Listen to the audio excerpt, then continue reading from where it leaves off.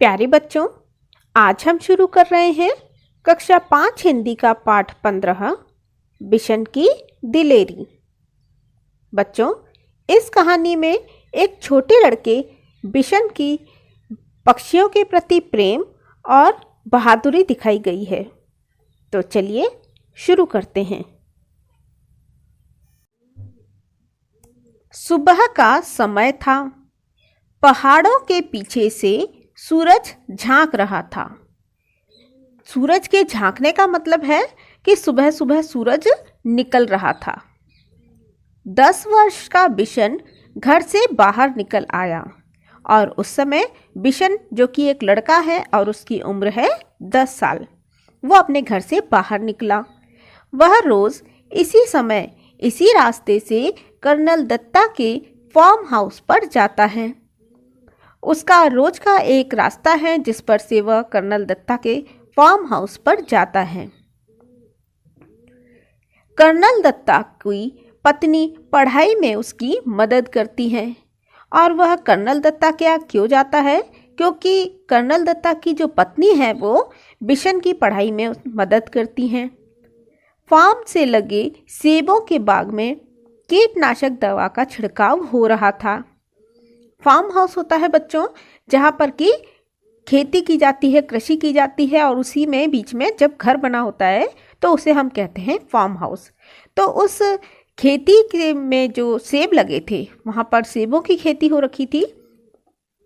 तो जो खेत लगे थे, सेब लगे थे, उन बागों में कीड़ों से बचाने की दवा, मतलब कीटनाशक दवा का छिड़काव हो रहा था और बहुत तड़के काम शुरू हो जाता था।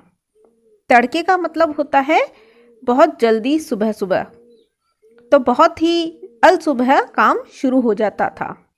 बिशन पगडंडी से अभी सड़क तक आ ही रहा था कि उसे गोली चलने की आवाज सुनाई दी। पगडंडी होता है छोटी सड़क। उसने इधर उधर देखा, कोई भी दिखाई नहीं दिया। वह कुछ ही दूर चला कि उसे फिर गोली चलने की आवाज सुनाई दी। अब बिशन थोड़ी ही दूर चला था कि उसे फिर से गोली चलने की आवाज सुनाई दी। इस बार एक नहीं 2-3 गोलियां एक साथ ही चली थीं। गोलियों की आवाज से पूरी घाटी गूंज गई। घाटी के गूंजने का अर्थ है कि चारों तरफ केवल गोलियों की आवाज ही सुनाई देना। पंछी घबरा गए। पंछी अर्थात पक्षी आसमान में गोल गोल चक्कर काटने लगे। बिशन सहमकर पेड़ों की आड़ में छिपकर खड़ा हो गया। बिशन सहमकर, सहमकर का अर्थ होता है डर कर या घबरा कर। बिशन जहां खड़ा था वहीं चुपचाप खड़ा रहा। देखिए बच्चों, आप देख सकते हैं बिशन किस तरह से पेड़ के पीछे छुपकर चुपचाप खड़ा है। उसे वहां से सीढ़ीनुमा खेत और फलों के बाग साफ दिखाई दे रहे थे। सीढ़ीनुमा खेत होते हैं पहाड़ी क्षेत्रों में, और पहाड़ी क्षेत्रों में ही सेब के बाग भी होते हैं। खेतों में काम करते हुए किसान भी दिखाई दे रहे थे। फसल तैयार खड़ी थी। तैयार खड़ी होने का मतलब है कि फसल पक चुकी थी और अब कटने के लिए तैयार थी। सुबह की हल्की धूप में खेत सुनहरे दिखाई दे रहे थे। बिशन अभी सोच ही रहा था कि गोली किसने और क्यों चलाई होगी कि तभी एक और गोली की आवाज आई। एकाएक बिशन को गोली चलने का कारण समझ में आ गया। जब फसल पक जाती है तब गेहूं के खेतों में दाना चुगने ढेरों तीतर आ जाते हैं। शिकारी इस बात को जानते हैं, इसलिए वे सुबह सुबह ही तीतर मारने चले आते हैं। तीतर होता है एक तरह का छोटा पक्षी। पिछले साल भी शिकारियों ने इसी तरह बहुत से तीतर मारे थे। कुछ तीतर तो वे उठा ले गए, बाकी को वहीं छोड़ गए। खेतों को काटते समय किसानों को बहुत से मरे और जख्मी तीतर मिले। जख्मी का अर्थ होता है घायल। बिशन ने सोचा, कितना दुख पहुंचाने वाला काम करते हैं ये शिकारी। बच्चों, शिकारी होते हैं जो शिकार करते हैं। वह समझ गया कि शिकारी ही तीतरों पर गोलियां चला रहे हैं, इसलिए वह पेड़ों के पीछे से निकलकर खेतों के किनारे किनारे चलने लगा। वह चलते चलते सोच रहा था कि इन शिकारियों को सबक सिखाया जाना चाहिए, लेकिन उन्हें कैसे सबक सिखाया जाए यह उसकी समझ में नहीं आ रहा था। तभी उसके पांव के पास सरसराहट सी हुई। सरसराहट होने का अर्थ होता है कि मामूली सी आवाज आना। उसने देखा कि एक घायल तीतर गेहूं की बालियों के बीच फंसा छटपटा रहा है। छटपटाने का अर्थ होता है दर्द या दुख से परेशान होकर तड़पना। बिशन वहीं घुटनों के बल बैठ गया। उसने घायल तीतर को पकड़ने के लिए हाथ बढ़ाया, लेकिन घबराया हुआ तीतर छिटक कर खेत के और अंदर चला गया। अब चूंकि वो तीतर पहले से ही घबराया हुआ था, जख्मी था, तो उसने सोचा कि ये मुझे और पकड़ कर मारेगा, इसलिए वो उसके हाथों से दूर हो गया। बिशन जानता था कि शिकारी इस तीतर को ढूंढ नहीं पाएंगे और घायल तीतर यहाँ तड़प तड़प कर मर जाएगा। उसने स्वेटर उतारा और मौका देखकर तीतर पर डाल दिया। तीतर स्वेटर में फंस गया तो बिशन ने उसे पकड़ लिया। बिशन ने उसे अपने सीने से चिपका लिया और खेत में से निकलकर पहाड़ी की ओर भागने लगा। देखिए बच्चों, इस चित्र में बिशन स्वेटर तीतर के ऊपर डाल रहा है। वह इतना तेज चल रहा था मानो उसके पंख लग गए हों। पंख लगने का अर्थ है कि जब व्यक्ति बहुत तेज चलता है तो ऐसा लगता है मानो वह चल नहीं रहा, उड़ रहा है। तो इसे मुहावरे की भाषा में कहते हैं पंख लगना। बच्चों देखिए, यहाँ पर तीतर के चित्र दिए गए हैं। ये एक बहुत ही सुंदर और छोटा सा पक्षी होता है। कर्नल दत्ता के घर के रास्ते में एक तरफ गेहूं के खेत थे और दूसरी तरफ कंटीले तारों की बाड़। बिशन वैसे तो कंटीले तारों की बाड़ में से होकर निकल सकता था, परंतु इस समय वह दोनों हाथों से तीतर को पकड़े हुए था। तीतर को संभालना बहुत जरूरी था, इसलिए वह खेत के साथ साथ छिप छिप कर चलने लगा ताकि शिकारी उसे देख न लें। वह कुछ ही दूर गया कि पीछे से भारी सी आवाज आई, लड़के रुक जा, नहीं तो मैं गोली मार दूंगा। लेकिन बिशन नहीं रुका, वह चुपचाप चलता रहा। रुकता है या नहीं, उस आदमी ने दोबारा चिल्लाकर कहा। तब तक बिशन कंटीले तारों के पास आ गया था। उसका दिल तेजी से धड़कने लगा। आगे बढ़ना मुश्किल लग रहा था। मुश्किल का मतलब होता है बच्चों थोड़ा कठिन। लेकिन फिर भी वह रुका नहीं और न ही उसने कोई जवाब दिया।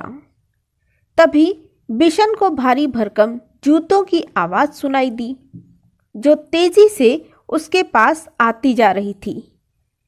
पीछे से आ रहा शिकारी गुस्से में जोर जोर से चिल्ला रहा था, मैं तुझे देख लूंगा, तू मेरा शिकार चुरा कर नहीं ले जा सकता। बिशन के लिए आगे निकल भागने का रास्ता नहीं था, क्योंकि आगे कटीले बाड़ थे।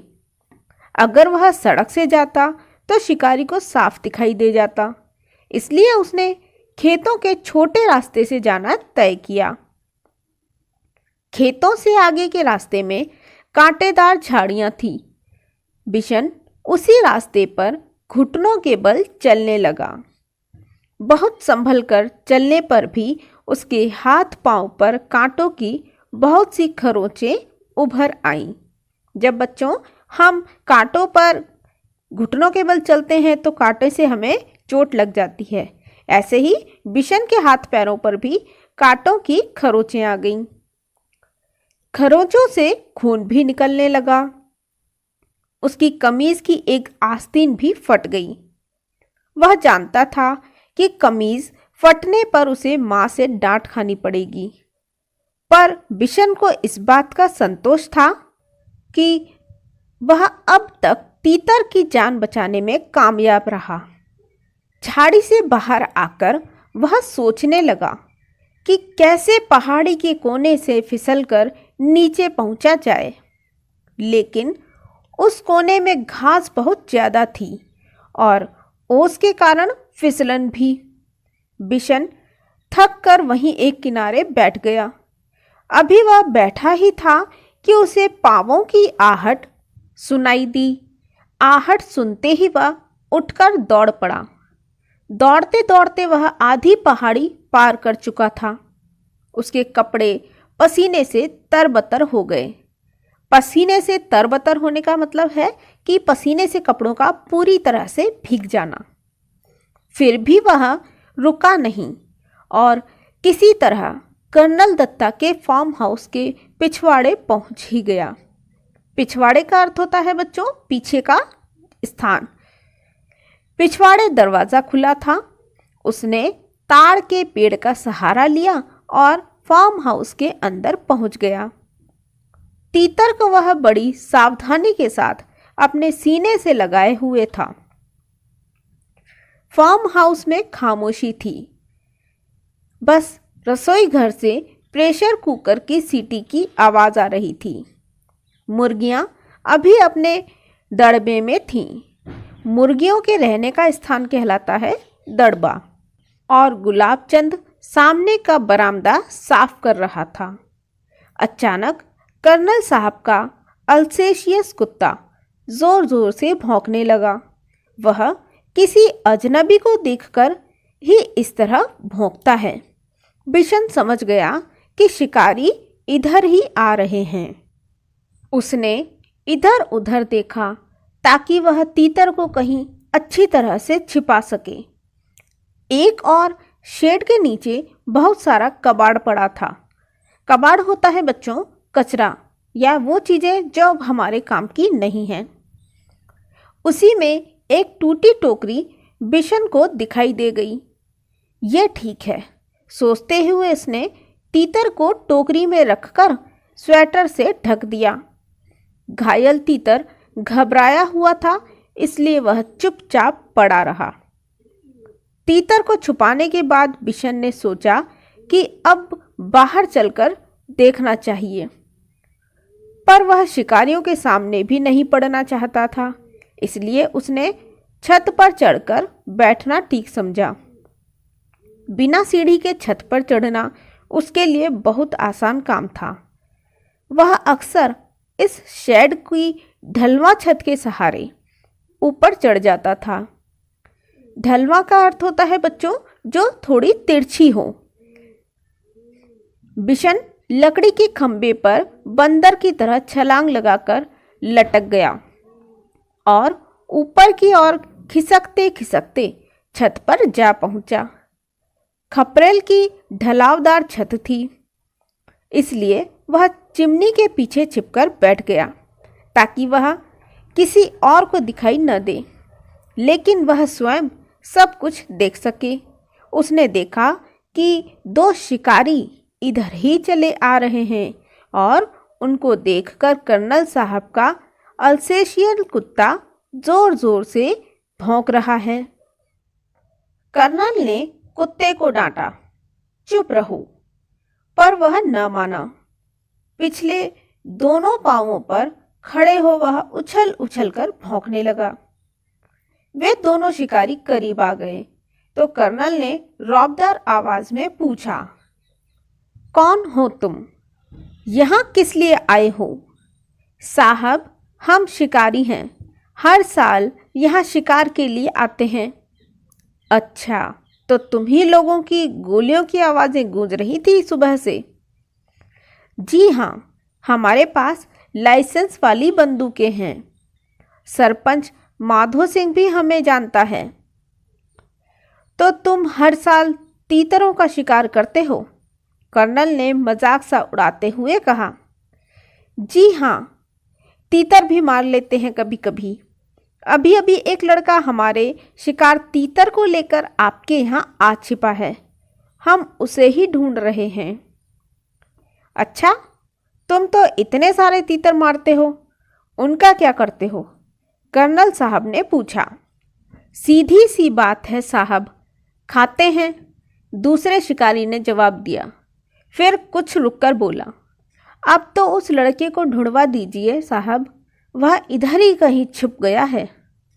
कर्नल दत्ता ने उनकी बात पर कोई ध्यान नहीं दिया और गुस्से से कहा, कैसे हो तुम लोग, हर साल आकर इतने तीतर मार डालते हो, कुछ को खा लेते हो और बाकी को घायल करके यहाँ तड़प तड़प कर मरने के लिए छोड़ जाते हो।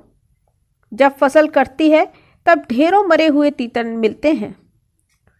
कर्नल दत्ता की बात सुनकर वे दोनों कुछ घबरा गए। उन्हें उम्मीद नहीं थी कि कर्नल इस तरह उन्हें डांट देंगे। कर्नल दत्ता ने उन्हें इतना ही कहकर नहीं छोड़ा, आगे बोले, पक्षियों को मारने और उससे ज़्यादा उन्हें घायल करके छोड़ जाने में तो कोई बहादुरी नहीं है।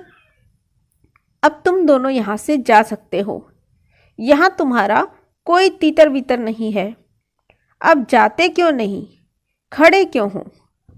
बिशन चिमनी के पीछे से सब देख और सुन रहा था। वे दोनों शिकारी बिना कुछ बोले मुड़े और वापस चल दिए। कर्नल दत्ता ने गुलाबचंद से दवाई छिड़कने वाली मशीन लाने को कहा। तभी बिशन छप्पर से शेड पर होता हुआ नीचे कूद पड़ा। उसने तीतर को उठा लिया और घर में घुसते ही मालकिन को पुकारने लगा, बहूजी, बहूजी, जल्दी आइए, यह बहुत जख्मी है, आकर इसे देखिए। बिशन की आवाज़ सुनकर कर्नल दत्ता भी अंदर जा पहुँचे और बोले, अच्छा, तो तीतर चुराने वाला लड़का तू ही था? क्या करता बाबूजी, इसे बहुत चोट लगी है, अगर मैं न लाता तो यह मर जाता। अब तो इसका क्या करेगा? इसे पालूंगा बाबूजी, बिशन ने कहा। कर्नल साहब मुस्कुरा दिए। उन्होंने घायल तीतर को देखा। उसका एक पंख टूट गया था, अब शायद ही वह उड़ सके। जाओ, दवाइयों का बक्सा लेकर आओ। बिशन दौड़कर बक्सा ले आया। कर्नल दत्ता ने तीतर के पैरों का जख्म साफ किया, फिर दवाई लगा दी, पंख को फैलाकर टेप लगा दिया ताकि वह ज़्यादा हिले डुले नहीं। फिर उन्होंने बिशन से कहा, बिशन, अगर तुम इसे गेंदे के पत्तों का रस दिन में 2 से 3 बार पिलाओगे तो यह जल्दी ठीक हो जाएगा। तब तक बहूजी एक कटोरी में दलिया ले आईं और तीतर को दलिया पिलाते हुए बोली, इसे रोज दलिया भी खिलाना बिशन, तीतर को दलिया बहुत पसंद होता है। तब तो यह बिशन के पीछे पीछे ही घूमता रहेगा, कर्नल ने हंसते हुए कहा। अच्छा बिशन, तुम जानते हो तीतर कैसे बोलता है? बहूजी ने पूछा। बिशन ने अपने हाथों को मुंह पर रखकर तीतर की आवाज निकाली, quack quack quack. Colonel Datta ठहाका मारकर हंस पड़े। बहूजी भी मुंह पर पल्लू रखकर हंसने लगी। बिशन भी हंसता हुआ हिरन की तरह छलांगे लगाता तीतर के साथ वहां से अपने घर की ओर भाग चला। तो बच्चों, बिशन की यह दिलेरी आपको कैसी लगी? मुझे कमेंट करके कमेंट बॉक्स में ज़रूर बताइए। और इस कहानी को हमारे लिए लिखा है प्रतिभा नाथ ने।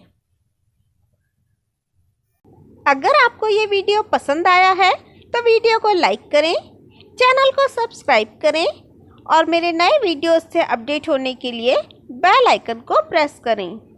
और हाँ, वीडियो को शेयर करना न भूलें। Thank you.